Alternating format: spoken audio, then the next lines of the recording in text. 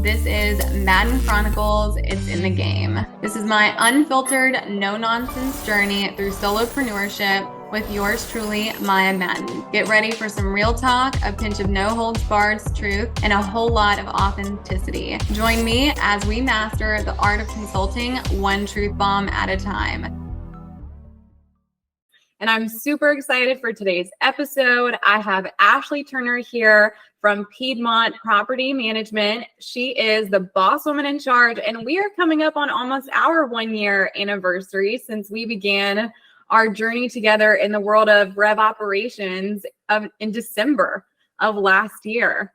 Wow. So I remember when I first talked to Ashley, she had found me on the podcast episode that I had done with Spencer Sutton at Evernest Property Management. And Ashley, do you want to share what you said to me during that consult when I asked okay, well, I'm glad you watched the episode, but what led you to book a consultation with me? Yeah, I don't remember the words right off the bat, and I probably even ended up emailing you the same thing. But just a badass, a get shit done kind of mentality. Yeah, and you've definitely evolved into more of that over the course. I remember when we first met, you were so overwhelmed. I mean, I know you still put your nose to the grindstone and get it done when it needs to happen, but let's kind of look back a year ago of where you were from a team delegation opportunity perspective to now, how much your capacity is opened up. But let's literally start at RevOps Phase 1 and where you were at then. What was that like? It was heavy. We didn't have any systems and procedures in place. This business was bought prior and came with, just kind of old school way of doing things.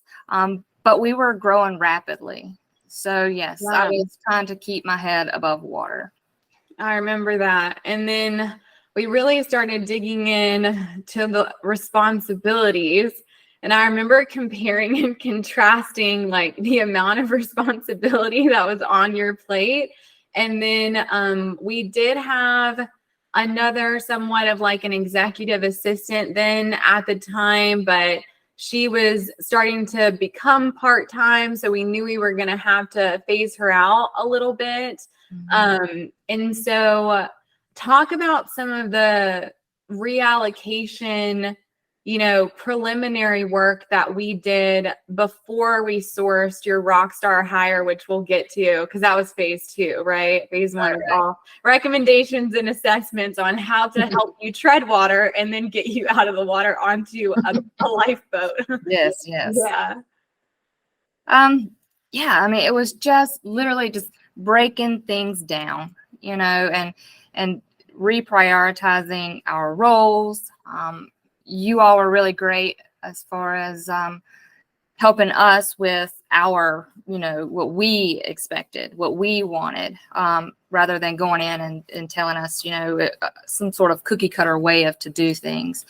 So, it was going in and dissecting, what we had up in here in our mind, but, the brain download, like we call it. Yep, and get it on paper. So. Yeah. And so after we got it on paper, what, because it was at the start of this shift that I saw in you, at least we had a map, right, of everything that was going on. We knew that, you were overwhelmed, but I'm sure there was some relief, at least knowing, wow, these are all of the courts that I'm in. Right. Mm-hmm, mm-hmm. Yeah, it's very much like anyone that's been self-employed or have owned a business themselves. It's very much like that. You can have your hands in everything and just run yourself dog ass tired, or you can just take the reins and set roles and responsibility. And that's kind of where I felt like I was given permission from you all. It was like, okay, yes, we can do this, and they're going to do it. And, I can have, more time to do what I needed to do. Absolutely. That was the goal, is for you to see like, okay, wow, here are all of the things that, you as the, director of property management leading all of the fronts, essentially being able to have that eagle eye view without feeling in it, even though you were in it at the time. And then let's kind of talk about the evolution of redelegation before we hired your top performer in ops, who we absolutely love. And I know I made a great hire when I wanted to hire them myself. And so I was like looking at these different applicants and I was like, dang it, I would love him. But I always put my clients first. And I'm blessed with an A team too, thanks to the Lord. But, I definitely, when we sent him to you after the pre-screening with JP at Meteor, we just knew that he was going to come in and kill it. But that being said, I think it's really important to talk about the evolution of redelegation until we determine, this person really just isn't a fit. And for me, in my experience, I have found fractional roles to be incredibly challenging. And so I think with our executive assistant, kind of phasing into a part-time role, and then us delegating certain things, to the broker at the time that we're now rehiring for, let's talk about what that was like for you. At least we got to start trying to delegate out some of your tasks, but talk about that experience. How did that go? Right. It allows you somewhat leverage, but it's also having to get through that. You're implementing new ways of doing things. Some people are on board, some people are not, but it takes grit to get through the muck and the bullshit before you can see the light at the end of the tunnel. And I feel like that's where we were at a hard space with those employees for sure. Yeah. And you have a similar, experience to a lot of my clients that are your size when they come on with me. And you mentioned old school mentality. So I want to bring that, to light even more, because that is very common in the property management industry. Now, I absolutely respect my elders. I have clients who have marketing funnels and operating systems that would blow your mind, that are my elders, and I think of them as just, the wise Yoda mentor. But one thing that I've noticed about them is they have a young spirit, despite the fact that they are older and essentially have a bunch of collective experiences. They were never stuck in one way of doing things. And they also learned, okay, I've gotten to this point in my career where Maya and her youngin' team can go in and implement and optimize these systems for me and then teach my employees to do it. Great. Or if we're at a smaller team, doing it together, but ensuring adoption internally is really important. And we do see that gap a lot with I like to think of it as our older generation, the wise ones are the ones that, do evolve with time and either delegate and elevate, or aren't scared to learn a new system. Because, man, I've had, some of my mentors, that are in their 70s tell me about a software I'd never even heard of. And they move fast, which is typically not necessarily the case on average, right? And then you have your middle-aged talent that is in both realms. They can empathize really deeply, with, some of their mentors as to why they're stuck in that way of doing, and thinking, versus they can also empathize and leverage a lot of younger millennials or Gen Z or, all these other generations that are incredible at optimizing and leveraging and adopting technology. And so what I really liked about you is we did a diagnostics on your SaaS stack and we determined, okay, we really need a good process builder here. And so I know that our goal was to see if our part-time EA at the time would be able to help us implement, our process building software that we selected. And then we kind of determined that wasn't necessarily the case because of the commitment when it comes to part-time. I'm not saying it doesn't work for everyone. I do have a few fractional contractors that help me with coding for websites or branding. Or, if Maya decides she wants to build something new every day, I have to prioritize that list and say, okay, let's start with this one and put it on the roadmap for a quarter and see how it does. And then we'll bring it to market. So,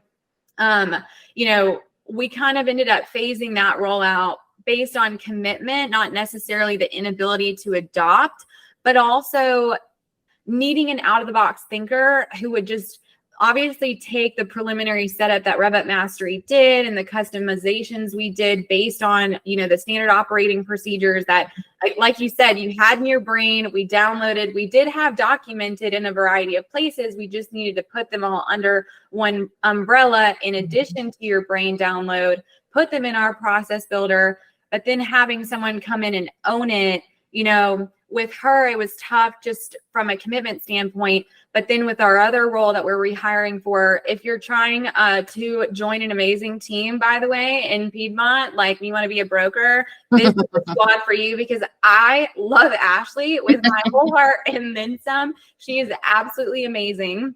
But, where I was going was the adoption on that end of like, bro, you're the broker, no on-sites, no notices. Let's get you like, in here doing high level brokerage things. And that adoption of any sort of technology like a Z Inspector or an on-site pros or, any sort of, process builder or prop tech solution was really difficult. And so this episode is really about, Ashley's evolution in hiring and firing. And I'm really proud of her because it's hard. It's really difficult to let people go that we've worked with for a significant amount of time. We have an emotional connection to them, but we've realized their God-given gift is not being fostered in the space that we have to offer. So it's truly great for both parties, even though it can feel, like that's not the case. It's not we're saying, you're not good, at working. It's like, this is not the role for you. But Tell me about what it was like for those first 2 fires. Cause I remember how proud I was when you sent me that email. It was really like awesome. I know it's hard. Yeah, absolutely. It was hard. It hit me personally because, in the past I've always been, I was my own boss. I've never had to, hire and fire. So this was hard for me for sure. And this particular employee came to us because we are in Keller Williams, Realty. So it was kind of they went through the very, very thorough interview process. So yeah, it was not a good fit in the long run. Yeah. And I do see that to be the case too, when it comes to letting someone go that we have spent so much time, not just screening to get them in, but onboarding. I remember, for me, one of my first somewhat tenured fires of they'd been with me for a year, but we kept trying to find a place to put her and move her around the organization. I was looking for her talent. Well, come to find out, she's an incredible artist, but she's a painter. She's incredible in that field. And now, she's working, essentially in a gallery. Yeah, that was the word I was looking for. She's in a gallery and she's getting to be around, people that share her passion. But at the time, that passion wasn't really uncovered. So we really struggled because we even tried, some branding initiatives, but Adobe Pro, Veed, Canva, all iMovie, that is completely different than organically painting a canvas, and bringing something to life, or, a wonderful trace, or, some type of copy of, one of those awesome Van Gogh paintings or something. We always do the fun ones at our wine and paint events. They don't come out as great as hers do. Hers are beautiful. But I remember that feeling of oh my gosh, I spent a year retraining in so many roles, and just we take responsibility of that in an energy resource allocation, return on investment standpoint. And I do think too often as entrepreneurs, and business leaders, we hold ourselves accountable, like, but to the point where it's detrimental. Like, we really have to take a step back and say, you know what? At least I did it. I could have waited another year. I could have waited another 6 months. Yeah. So let's. Yeah, I was actually thinking about. Oh, sorry. No, you're good. Don't interrupt me at any point. I was thinking I was thinking that same thing. It's like, I was in the kitchen the other day because it still bothers me. Because she and to me, like, it doesn't matter if you have whatever you have on paper, whatever you went to school for. I give zero shits about that. I agree. It's like hard knocks. Yeah. Like I don't. Yeah. But it hit me personally because I knew with this person, like they had just bought a house, they had, all the things, and but it was like, had I let that continue on, we probably would have been in a far worse position, so. Yeah. And thinking as a business leader, and thinking of the business as a whole will also help. So like, think about all of the clients that you serve, right? Like, in a sense, like, we are serving them. And if we are doing them a disservice, we're actually harming more lives, right? Patch agrees. That is my chocolate lab. And he is like the Marley for me. Like, man, I'm Jennifer Aniston, just toughing it out. And I'll get really excited once he's a bit older. But they lie to you. If anyone tells you to get a Labrador and they tell you they're going to chill out at 3 years old, they're lying. If they tell you they're going to chill out at 5, they're lying. Aaron Kramer, his lab is like 8, and he's always napping on our calls. And I get so jealous. I'm like, Aaron, you have it so good. Meanwhile, like, Patch is just in the background losing it. But at least the cuddles are nice, Yeah. And I just had him since he was the size of a football. Oh, like, in my brain, he's still my baby. I don't know. But that being said, I deeply empathize with you, and you're still thinking about it, right? So it's like, what are some exercises that you found that kind of help you get out of that headspace whenever you get into the like, dang, I either miss that person or I feel bad? I went back and forth too, right after, I questioned myself as a leader, my role. What did I do wrong to get to this point? So I had a lot of that going on. But then also, I'm also adding more to my plate now that I just, made that decision. But yeah, moving forward, it's like, you can't go back. So, leave it. Now, what are we going to do now to, number one, not have that issue again, and 2, how can we improve this next role possibly? And we did. So now let's talk about the win, right?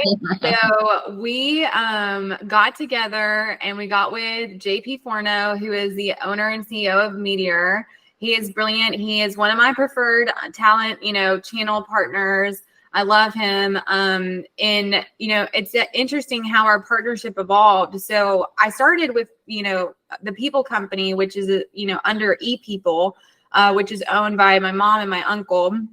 And essentially, the goal was for me to just leverage them. But like, they've staffed over like 15,000 people globally.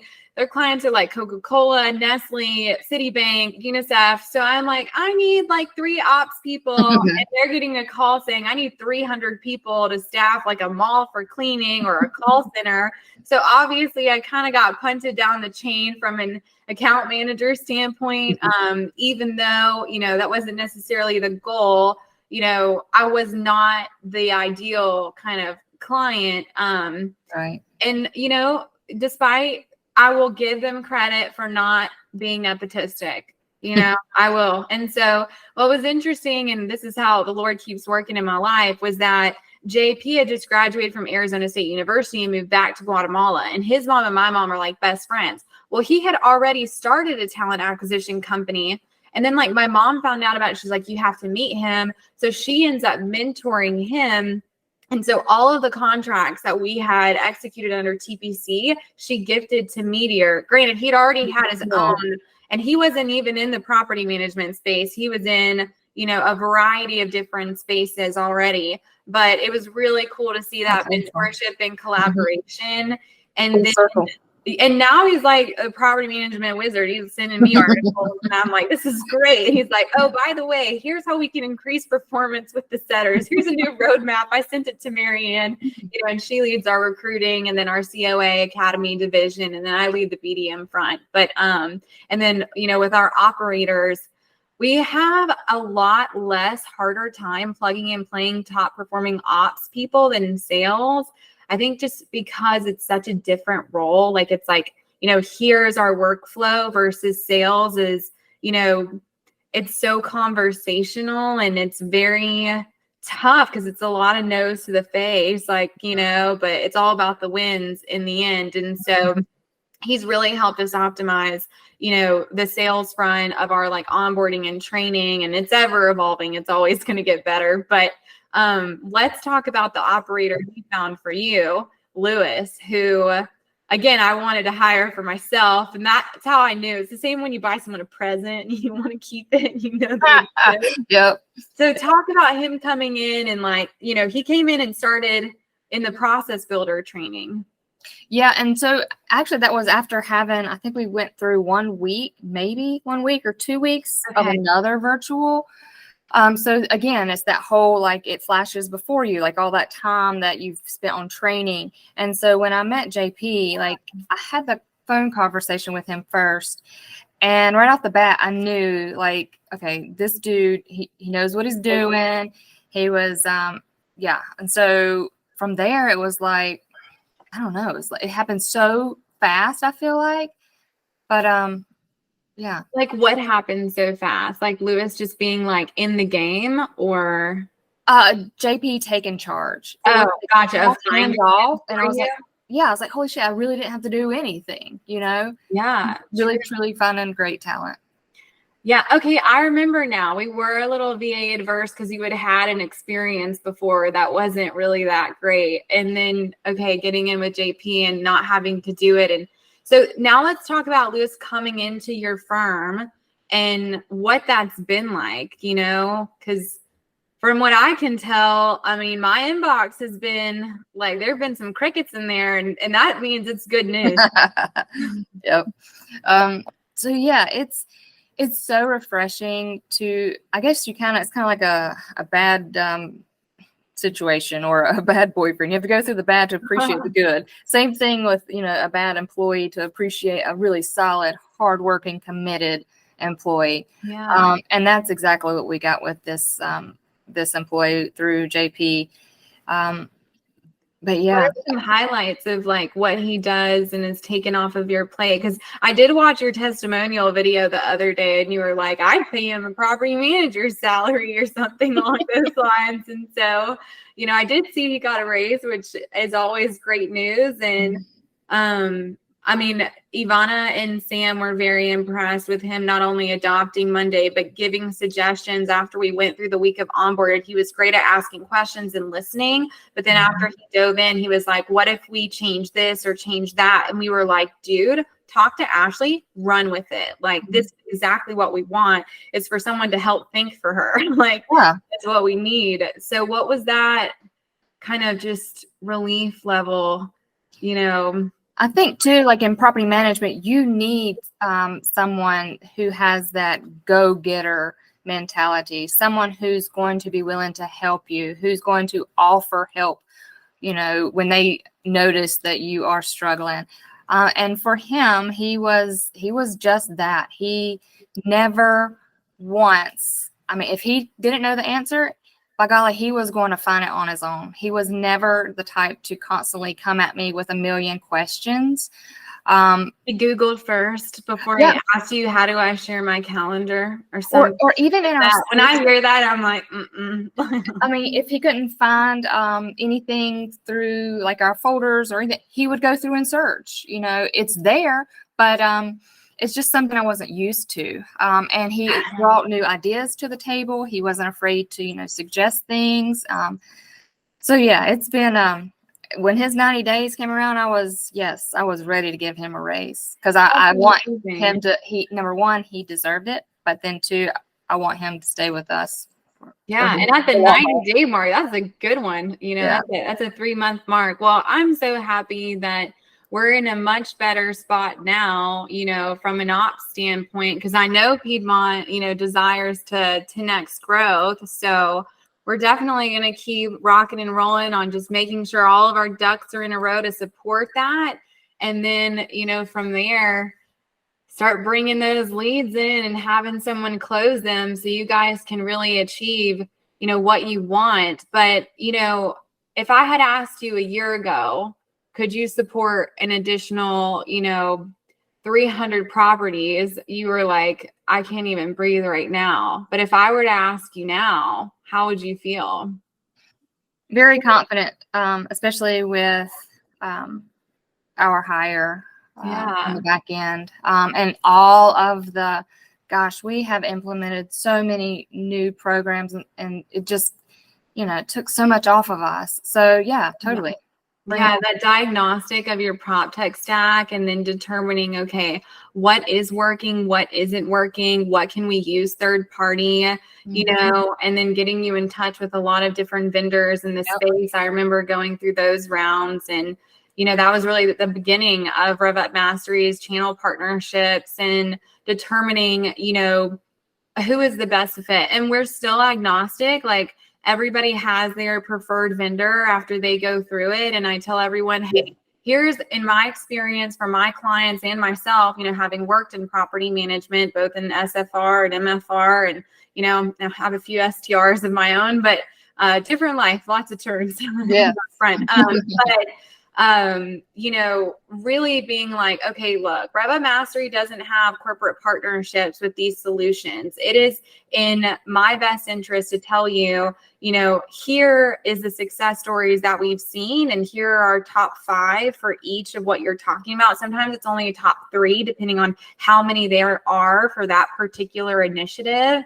And I really think that puts us in a place of like honesty versus being locked into a tech stack because we have, some sort of kickback structure or something like that, which is why I kind of stayed away from it, because I wanted to be able to evolve. Like, there's so much evolution across the board, and I just didn't want to be pigeonholed, and being able to give you an honest opinion of like, okay, here's what we have, and then taking a deep dive into the P&L and determining, okay, we're allocating a lot, and we don't really think about it when we're like paying monthly for something, or, we made the annual payment 6 months ago, so it's outside of our brain.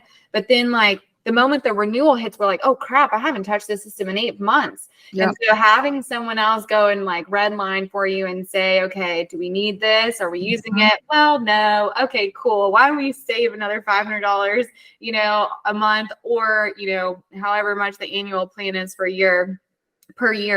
And even at RevUp Mastery, we're doing that too. Like, we're in the middle of moving CRMs because we found another one that we like more. And so the moment that, it is completely optimized and we move over, I'm going to blast out to all my clients and tell them, hey, here's the one that I like the most now, and then if they want help with, migrating anything over, I'm happy to do that.